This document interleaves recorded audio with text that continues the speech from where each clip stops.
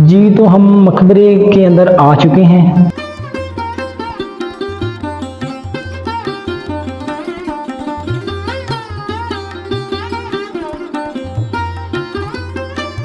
جی بسم اللہ الرحمن الرحیم، السلام علیکم۔ میرے چینل ایکسپلور ود طیب میں آپ کو ایک دفعہ سے پھر خوش آمدید۔ میں آج آپ کو لے کے جا رہا ہوں شہنشاہ نور الدین جہانگیر، جسے شہزادہ سلیم بھی کہا جاتا تھا، اس کے مقبرے پر۔ شہنشاہ نور الدین جو ہے وہ شہنشاہ اکبر اعظم کا بیٹا تھا۔ شہنشاہ اکبر اعظم کے 3 بیٹے تھے، جن کے نام سلیم، مراد اور دانیال تھے۔ مراد اور دانیال باپ کی زندگی میں ہی شراب نوشی کی وجہ سے مر چکے تھے۔ اکبر اعظم کی 1605 میں وفات کے بعد شہزادہ سلیم نور الدین جہانگیر کے لقب سے تخت نشین ہوا۔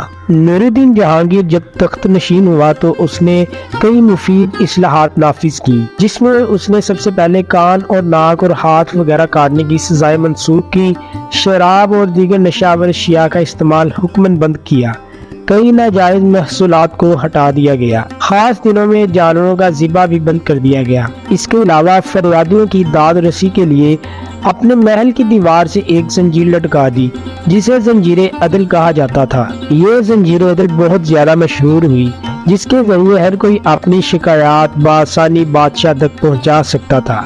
یہ زنجیر 30 گز طویل تھی اور اس کے ساتھ سونے کی 60 گھنٹیاں بندھی ہوئی تھی۔ اس کو بادشاہ کے ذاتی کمروں میں موجود طلائی گھنٹیوں کے ایک جرمٹ سے وابستہ کیا گیا تھا۔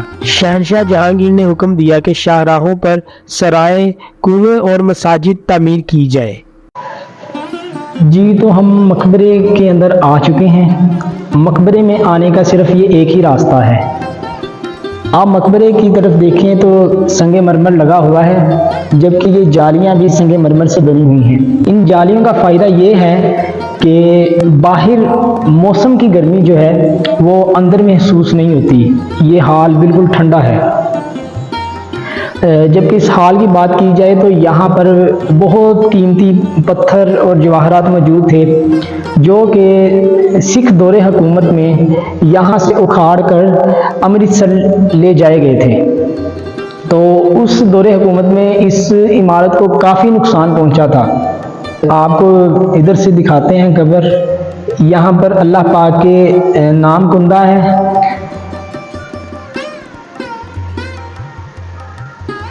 جی اس کے اوپر مرکز منور اعلیٰ حضرت غفران پناہ نور الدین محمد جہانگیر بادشاہ، غالباً قرآن پاک کی آیات لکھی ہوئی ہیں، جبکہ اس کی اس جانب آئیں تو یہاں بھی ایک آیت لکھی ہوئی ہے، اللہ الذی لا الہ الا ہو عالم الغیب والشہادۃ هو الرحمن الرحیم۔ یہ ایک مسلمان بادشاہ تھا جس نے اپنے دور حکومت میں بہت سی مساجد تعمیر کی۔ شہنشاہ جہانگیر کو بھی اپنے باپ کی طرح لاہور سے بہت زیادہ لگاؤ تھا۔ اس نے 1622 میں لاہور کو دارالسلطنت بنایا۔ 1624 میں جب کشمیر کے سفر کے دوران اس کی وفات ہوئی تو اس نے وفات سے قبل لاہور میں دفن کیے جانے کی خواہش ظاہر کی تھی، چنانچہ اسے چہیتی بیگم ملکہ نور جہاں کے باغ دلکشا میں دفن کیا گیا۔ نور الدین جہانگیر کے بیٹے شاہ جہان نے مقبرے کی تعمیر پر 10 لاکھ روپے خرچ کیے تھے اور اخراجات کے لیے جاگیر مقرر کی گئی تھی۔ یہاں پر قرآن پاک پڑھنے کے لیے حفاظ کرام کو مقرر کیا گیا، جو باری باری ہر وقت مزار پر قرآن مجید پڑھا کرتے تھے۔ یہ سلسلہ سکھوں کے عہد حکومت میں ختم کر دیا گیا۔ مقبرہ جہانگیر کی حدود میں ملکہ نور جہاں نے ایک خوبصورت مسجد بھی تعمیر کروائی تھی۔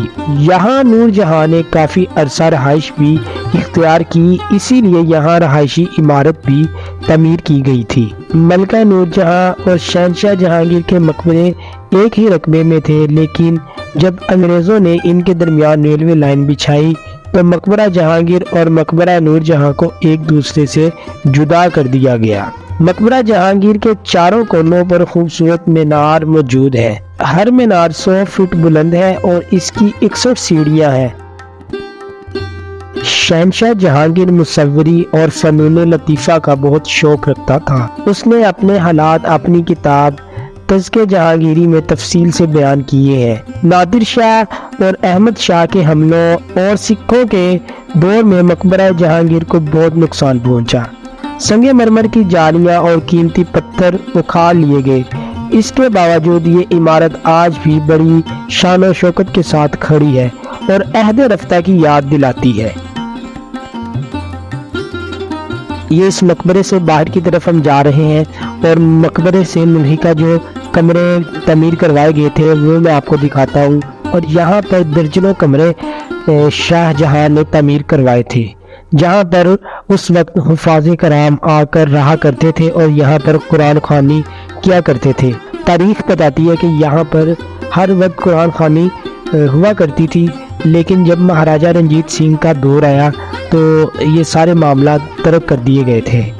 میں یہاں پر آیا ہوں اور میں سوچ رہا ہوں کہ یہ وقت کے بادشاہ کی قبر ہے، وہ بادشاہ جس نے ایک عالی شان زندگی بسر کی، جس کے ایک حکم سے سلطنت کا سارا نظام رد و بدل ہو جاتا تھا۔ لیکن حقیقت تو یہی ہے کہ کل نفس ذائقۃ الموت، کہ ہر نفس نے موت کا ذائقہ چکھنا ہے، اور یہ حقیقت ہے۔ سدا بادشاہی اللہ رب العزت کی ہے، کئی بادشاہ آئے اور کئی گئے، لیکن میرا رب وہی حقیقی بادشاہ ہے۔ اگر اللہ رب العزت نے ہمیں کسی چیز سے نوازا ہے تو ہم میں تکبر نہیں آنا چاہیے، کیونکہ یہاں پر بڑے بڑے بادشاہ نہیں رہے تو ہم کیا چیز ہے۔ اللہ پاک سے دعا ہے کہ اللہ پاک ہمیں عاجزی کی زندگی گزارنے کی توفیق عطا فرمائے۔ اگر آپ کو یہ میری ویڈیو پسند آئی ہے تو لازمی میری ویڈیو کو لائک کریں، شیئر کریں اور کمنٹ سیکشن میں اپنی رائے کا اظہار کریں، اور مہربانی فرما کر میرے چینل کو سبسکرائب بھی کر دیں۔ بہت شکریہ۔ اللہ حافظ۔